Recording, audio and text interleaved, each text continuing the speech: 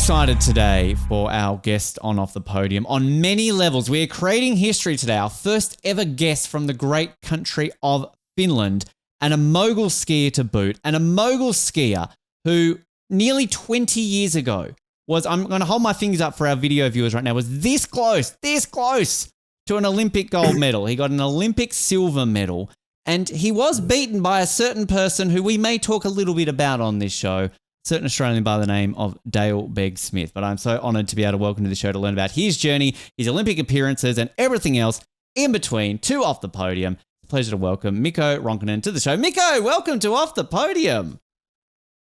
Thank you. Thanks for inviting me, and it's nice to be here. I am pumped to have you on here, mate, because as I said in the intro, first ever Finnish guest. I can't believe we've been going for 10 years on this podcast and we've never had somebody from Finland on. And I think Finland, I think winter sports. So you fit in very well with that cliche. Just give me a bit of an overview of how early are you on skis, Mikko, as a kid? Like, are you born and basically put on skis? Is that just how Finnish people are sort of born and introduced onto snow?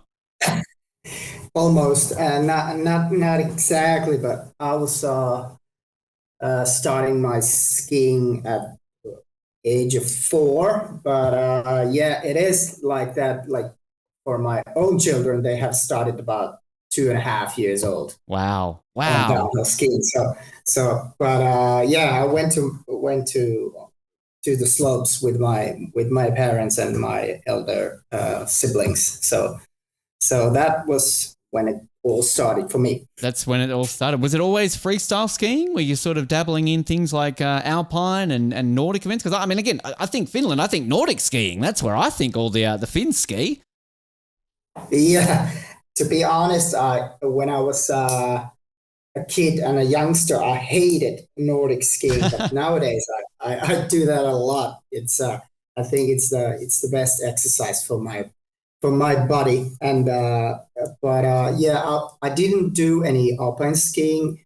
I started like freestyle at the age of 10. So before that, it was just pretty much downhill skiing with my friends and doing some jumps, building some jumps. But yeah, the freestyle was like kind of raising up in Finland on that time when I got in. It was the late 80s, I think, when I started freestyle. But I didn't have any plans for that. It was just a hobby and trying a bit of that. Because it was very, I mean, this is pre-Olympic freestyle skiing, isn't it? It obviously doesn't become an Olympic sport till 1992. So sort of in the late 80s, this was still, I want to say, a new sport, or at least not recognised the way we are seeing it today, where we're just so used to it being an Olympic sport, of course, aren't we? Yeah, it was basically kind of a new sport and something new, something exciting, something stylish. With all the jumps and stuff. So it was kind of a cool thing to do, I think. Maybe later similar things happened with skateboarding or snowboarding when I was a kid. But freestyle was, I think, a little bit ahead of that, like in Finland. Was there Olympic aspirations for you? I mean, or given that you're doing sort of a sport that isn't really an Olympic sport at that point, it's sort of that came about later on as you progressed in the sport? Yeah, you're right. It wasn't an Olympic sport, and I really didn't look up to it. We had one male skier who was, I think, he won the World Cup tour. Martti Kellokumpu was his name. He's more than 60 years old now. Yeah, still know the guy, and he was some name. I knew that he was doing well on that sport. But most of all, I think freestyle skiing looked cool. I was on the slopes every day when I was a kid, so it was a kind of natural thing to go to. What was it about moguls that was particularly drew you to? Because obviously, I think of aerial skiing was a big thing. Ski ballet was even a big thing around about then, no doubt. So what was it about specifically moguls that drew you to it? I think when I was a kid, that you're right. You're right. The aerials was like maybe the biggest thing on freestyle, and they in my home club in here in central Finland, town called Jyväskylä, where we actually have the Europa Cup events every year. They tried to make me an aerialist. I think that was my feeling back then, and but then later on, I got to know some older guys who was doing moguls, and tried and I tried that, and actually felt more natural to me. I didn't really like the flips on that day, like what were they doing in aerials, and it was kind of scary on the water ramp to uh, go straight to the backflips when because on that time we didn't have like a mogul jump on the water ramp, so it was a kind of scary thing to do right away. I can So imagine. I mean, I I'm went to scared the enough to mogul ski in once. general, let alone do the flips, Mikko. So, I mean, all props to you. Yeah, yeah, yeah. But that was pretty much that. And then yeah, I tried all of the events. There were like three events, like you said, ballet, skiing, Mm. aerials, and moguls. And I did all of them a little bit when I was like a junior, aged of 11 or so. So, but later on, quite quickly, I was more interested in mogul skiing, and put my time for that in my home small resort near, which was only 10 minutes from my home. So I basically spent all days on the slopes every day. Wow. And actually, one funny thing for that was that uh, to our family, my dad bought us a snowmobile, which where we used to get into the slopes. So our parents didn't want to. They didn't need to anymore drive us to the slopes. So Wow. I was driving on a frozen lake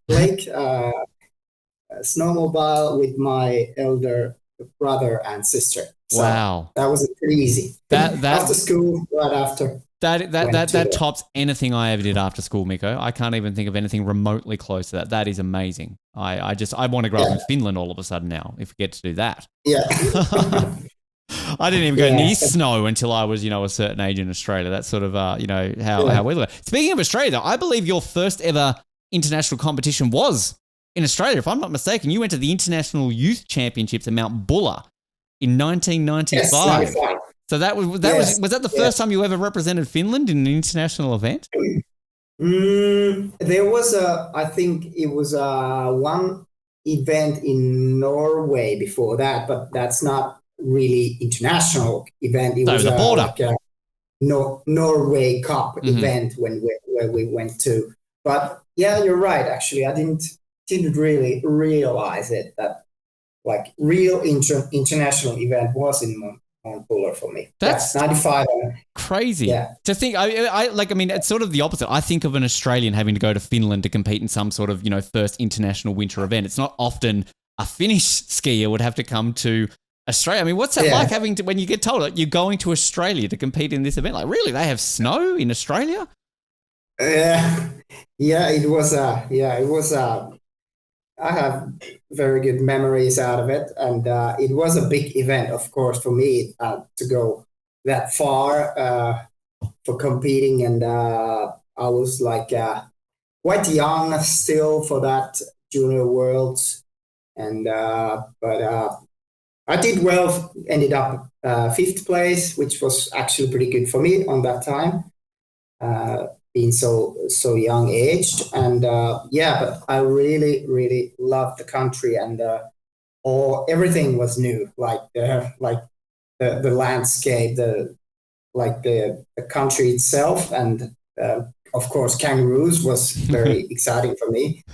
Like obviously every people from abroad, they know that you have kangaroos, and other some weird animals for us. Just a bit, just a little bit, which is also, it's like, I remember when, say, I lived in Canada or places like that, when, you know, I get amazed by seeing something like a deer, which obviously you guys would see every single day. It's normal for you, whereas to me, it's like, wow, deer. And then to put that into context, it's like if somebody like yourself or somebody from Canada see a kangaroo, for me, that's normal. But for you guys, it's like, oh my God, it's a kangaroo, right? So it's kind of that different animals in different parts of the world, which just always blows your mind, which is crazy. Yeah. Have you been back since? Did you ever been back to Australia since then?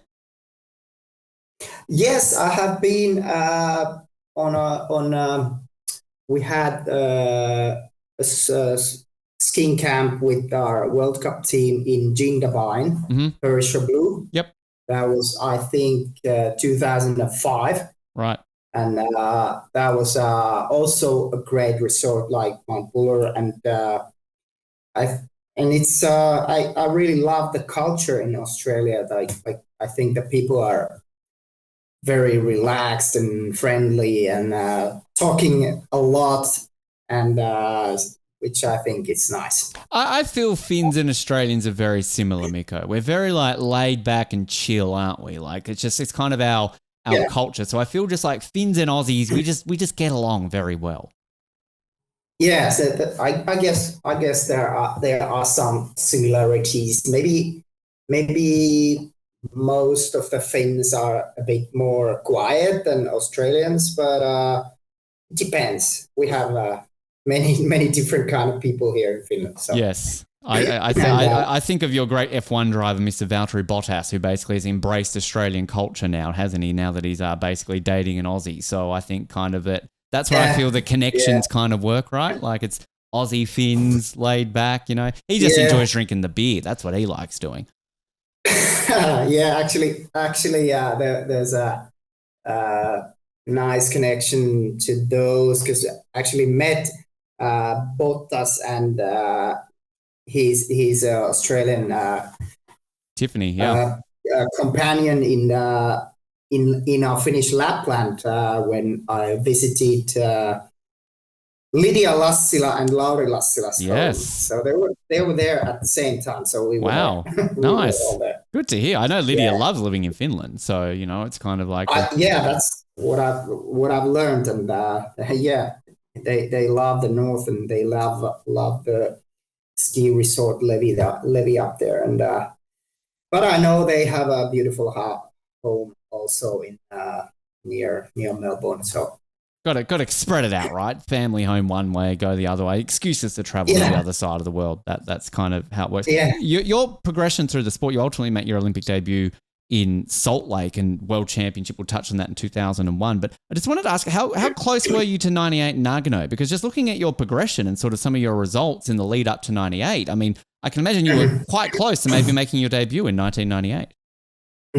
Yeah, I was close to getting to Nagano Olympics already. I was year before that, or actually the season before that, I was junior world champion in which was the next junior worlds I did after Mount Buller, and that was in my hometown Jyväskylä, and of course that was a good result for me on that time of my career.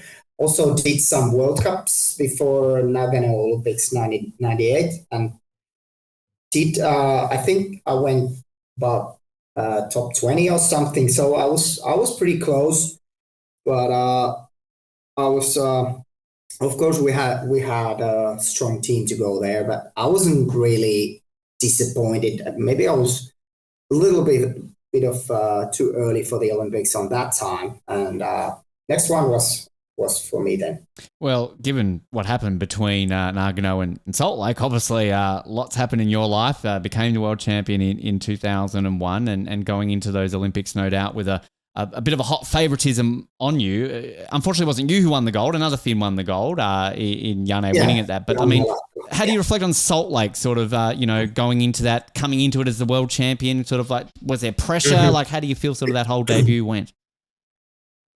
Yeah, thinking afterwards that first Olympics in Salt Lake City, exactly. That was a thing. The season before Salt Lake Olympics, I won the world championships like you said, and also overall World Cup. So I had, of course, like lots of expectations around me. Maybe I did some for myself as well. And afterwards, I was realizing that I had too much maybe pressure or too much to target on that first Olympics of me. And I ended up eighth place there. I was third after the qualifications, but then did a stupid mistake on the second jump. But that was close already. But yeah, I did go for too big. I think, like mentally for that Olympics, realizing that it was my first Olympics. So it's not an easy thing to go for the first Olympics, especially if you expect a lot from yourself. But then that must make you hungrier then towards your second Olympics, where ultimately we'll touch on obviously what happens there. Another World Championship in 2003 at Deer Valley, if I'm not mistaken, the same place where you just had the Olympics a year before as well. So, yeah. I mean, sort of... Year after, yeah. Yeah, the year after, sort of maybe it happened 12 months beforehand. But going then into Torino, is it an easier thing to sort of overcome being a second Olympics? So you don't have to deal with all those first Olympic nerves and all the things. You've been to one before now, Mikko. You know what to expect. So did you feel that helped a lot more going into Torino versus Salt Lake? Yeah, indeed it helped. Olympics is a multi-sport event, so it makes it a different than what it is like for World Cups or World Championships, which are of course big events for athletes. But Olympics, there's a lot of going on. There's lots of media, lots of people watching the race. I know, like even those people, they don't follow your sport in World Cups or World Championships. They do it in Olympics. Like everyone's watching the Olympics in Finland. So it's, of course, there's like the atmosphere in the Olympics is different than in World Cups or World Championships. So it was very much easier to go to the second one. And even though I didn't really have the best season before the Olympics, I was a little bit struggling in the World Cup events before that. But I had a good result on the pre-Olympics in like the year before Torino, so which I made the podium there. So I was quite confident that I like the course, I like the place, and I was skiing good on the training, but a little bit struggling on the train races before the Olympics on that season. But I was quite confident, and also I was a little bit more relaxed that I didn't have so much expectations for myself. And I know that other people didn't either. So it was maybe, in many ways, it was easier situation. And does that then for the final? So you mentioned obviously you are third for the final in Salt Lake heading into that. This time around you qualify 13th. So you're also out a lot earlier. You ski like 8th or 9th versus going out third last. So with all of that in mind, I mean, I rewatched your run, Mikko. It was absolutely fantastic. Did that add that level of confidence on you, given that there was maybe so less pressure on you than 4 years prior that you were able to ski so good in the final? Yeah. Back in Torino day, the racing day, and the whole week, it was a great training week for me. I was doing my very best on the trainings. We had like three or four training days, and it was excellent skiing and jumping for me on the trainings. And then what happened on the training just before the qualifications was that the snow condition changed a lot. So it was like a little bit stucky snow. So it wasn't like that that changed my like takeoff on the first jump, and I was struggling on the training session just before the qualifications in the Olympics of Torino, and I was kind of mixed up and a little bit nervous and a little bit afraid either, or maybe also. I have said after Torino that it was like a mental roller coaster for me that day. It was like after excellent, like perfect training days, struggling on the last training just before the qualifications. I was almost lost my confidence. Like I wasn't that sure of myself, but I managed to gather my thoughts and keep me on the track mentally. I was kind of prepared well for those situations, and then I just skied the qualifications and got into the final. Like you said, not the best position, 13th after qualifications, but then on the final training before the finals, I got it back. Like the snow was then the same it has been the whole week. So I was on track. Totally different track on the just before the finals. So I got my confidence back and just went for that.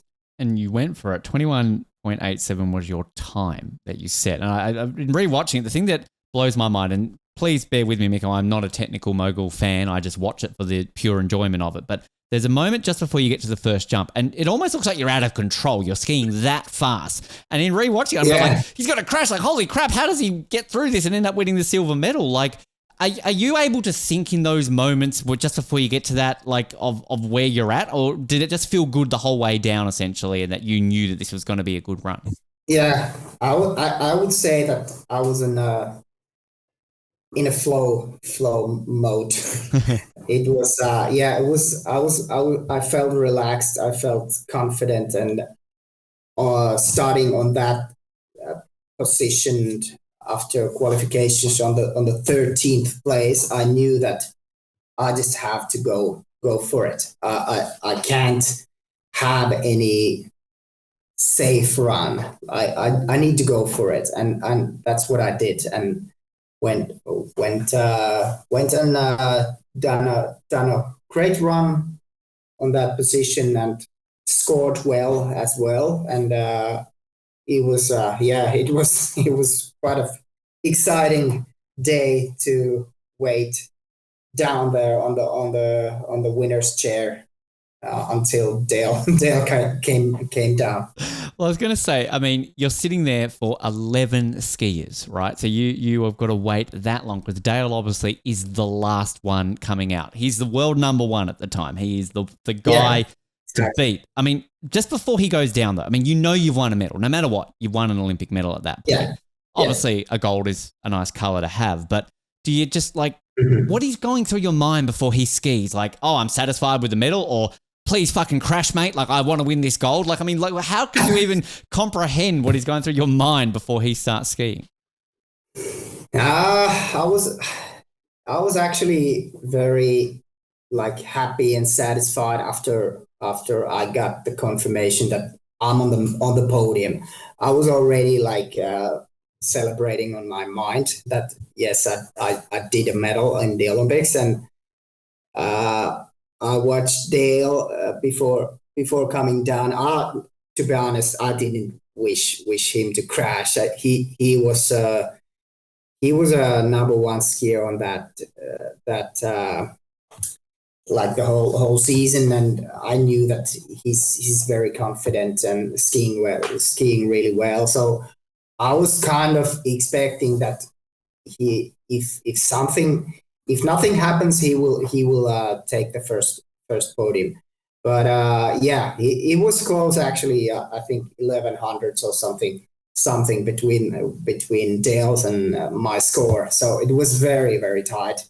But I wasn't disappointed at all. I did the math. it is the closest finish in the history of mogul skiing for men's at the Olympics. In the 9 events, that final is still the closest in terms of the points. Oh, it is. Oh, nice. So just to let you know that you were that, like, you still hold the record for the closest finish to the gold medalist out of all the 9 finals. So there's that little fact. I mean, still silver medalist, obviously. And it's the fact that I read about that, Mikko, still, is that you are not only still to this day the most recent moguls medalist for Finland, you are still the most recent freestyle skiing medal for Finland. No, Finland has not won a freestyle skiing medal since your silver medal. Well, why is that? What's happened to freestyle skiing in Finland? I would expect this would have been a thing, that you guys are always winning medals. Yeah. It's a topic that we've of course been discussing, and I think what happened there back in the days that we had like 4 or 5 top skiers in the world on the, like, let's say in 10 years. So we had too much focus on the elite athletes in Finland in mogul skiing, in freestyle skiing, and we forgot to look for the future. And after that, there was a big and long gap between the good results after me and Janne and Sami and Lauri Lassila quit. So it took a long time. Nowadays it looks again better, and we also have quite strong juniors to come for the international events, and right. I think it's better. That's good. That's what we want. And as we keep trying to amp up our Aussie mogul skiers returning 20 years later to Italy at an Olympics, soak in the Dale vibes. I'm hoping that the Finnish skiers can be doing the same, right? Soak in the Mikko vibes 20 years later. I've got to ask about Dale. I can't have the guy who lost the gold on this podcast without speaking about Dale. Do you have any Dale stories? Do you guys go out in the piss that night and just get absolutely drunk celebrating gold and silver? Like what do you do to celebrate your silver next to the guy who won the gold? I mean, give me some Dale stories, Mikko. Yeah. Of course, we had some refreshments after that, and also some other events. But Dale was a nice guy, and he was a little mysterious guy on that time as well. And of course, I knew the guy, and but he was like kind of on his own. Like sometimes he wasn't the most loud guy. He was quite sometimes quiet, but of course a happy guy. And I think he's one of his strengths in the moguls races was that he had lots of going on his like business life at the very same time as it was in mogul skiing. So I think I actually had, maybe he even said it sometimes, that he didn't want to put too much pressure whether he's doing good or not. He didn't obviously do it. He didn't do it for money, for sure. But I would say that no one does in mogul skiing. If you did, you're probably in a wrong sport. He was confident. He was a smiling guy. He obviously enjoyed the sport, and but also enjoyed in other sectors of his life. The thing that we just love about him on so many levels is that side of things. Because all jokes aside about him, we hear nothing but positive things about him. He's an enigma. He goes off into the mist and shows up whenever he wants to. But like everybody's, I was saying to you off air, Mikko, in the freestyle skiing community in Australia, has nothing but praise for what he did for the sport in Australia. And we're still seeing that to this day with people like Jakara still obviously doing so well out there in the world stage. So our goal here on this podcast, Mikko, is not only to get him on the show one day, that would be amazing, but we need people to remember him, because we have this sad thing in Australia where so many people, you could walk down the street and say, who is Dale Begg-Smith? And I guarantee you 9 out of 10 people wouldn't even remember who he is. And he is still to this day our equal most successful ever Winter Olympian. So we need to make this happen. We need to make Dale remembered. And that's what we're trying to do on this podcast. Yeah, that's it. That's true. Yeah, even though you have I have to say that I admire Australian mogul skiers who are there like nowadays, like Cooper Woods, Jagger Anthony, and Matt Graham. They're all really good skiers, and my thinking has always been that the most important thing in mogul skis is the style you ski, is the technical skiing, and I think they're really great on that. And I think I've been thinking that why is it so that they're like all the time there are more and more strong Australian skiers coming up, and I think that they spend more days on snow than everyone in the world. Like they're probably living the winter more than no one else. It is interesting you put it that way, because it's sort of that we were saying, before about like the reverse sort of thing. So like for someone from Finland, you're used to snow. I'm sure you crave the sun and the surf. For Australians, we're used to the sun and the surf. So many of us crave the snow. Like it's sort of that weird thing of the grass is always greener, right? You want to do that. But I mean, we like to punch above our weight in winter sports, Mikko. So, we try our best, right? Yeah. It's probably because that like the racing tour is on our winter in Europe and in US also, and they basically are on snow during the Australian summer. Yeah. So and then not used to having coldness at that time of year when you grow up in Australia. We're having barbecues at Christmas. Yeah. I know. Kind of happens that way. I've got to ask you though, we always ask our medalists on the show, Mikko, what do you do with a medal? I mean, you've got a very unique medal, the Torino, the donut medal, right? Like it's such an iconic Olympic medal. What do you do with it? Is it on display somewhere? Is it in a sock drawer? Like what do you do with it after all these years? It's placed where my other most important medals and trophies are. It is like a trophy, like closet or whatever is the right word for that. It's like a glass inside the wall, which has been like planned to by our house architect.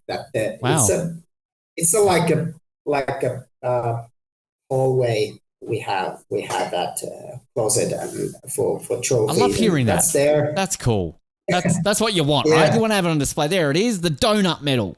Such a great medal. Looking on that one, much better. No, I'm not trying to shit all over the next Olympics, Mikko, but like, let's be honest, the donut medal looks way better than the ones that they've got for Milano Cortina, right? At least it's got some design and some style on it. And before we let you go, Mikko, it's been such an honor to have you on the show and learn about your career and everything along those lines. I mean, 20 years it is next year since you won that medal. I mean, you're going to celebrate, is there a reunion tour? Dale on the phone, let's go on, come on, let's catch up, celebrate 20 years since the medal wins. Maybe I have to do something special. Yeah, like you said, it should happen something. Maybe I go maybe I wear that medal for a day. Yeah, when it's 20 years old. Absolutely. 20 years. So you can't miss that, right? Do it. We'll go to work. Maybe to the work, or maybe I go to sauna with it, or maybe I go to jacuzzi with it. That might be good. That would get some looks at a sauna when you're rocking up there with the medal on. I think that I'm surprised you don't do that more often, Mikko. I'm surprised that's just not something you do all the time. Yeah, actually, my workmates has many times asked that, where is that medal? Why don't you bring it to the work office to show it? But I haven't done it yet. Excuse. 20 years as an excuse. That's perfect timing. Yes, I know. Yeah, this old Maybe thing. it's 20 years ago. Funny story you mentioned about this. Yeah. Mikko, it has been such an honor, mate, to have you on and learn about your career and the experiences, and just such an honor to chat. Best of luck with everything moving forward. And want to plug anything, social media or anything you got going on that people listening or watching can maybe follow you or check out if they want to? Yeah, thank you. And actually, I'm very much involved in the sports. Still, I'm coaching juniors here in Jyväskylä, and also my son called Matthias Ronkainen is skiing on the junior national team. Fantastic. For moguls. He's 17 years old now, and doing Europe Cups and also the World Cup in Finland, where we have the Ruka event, the first event of the year. Fantastic. We'll keep an eye on that. Good. Best of luck, and he can join Dad on the podium one day. He can put more medals in the little wall cavity there. That would be cool. Hopefully. So far, I haven't let him to put his medals into my medal closet, but hopefully someday it happen. You have to win an Olympic gold, mate. That's the only way it's getting in my cabinet, right? Like you got to do better than Dad. All right, go for the gold. Yes. That's what you got to do. Yeah. Mikko, mate, really appreciate your time. Thanks for joining us and Off the Podium. Yeah, thank you.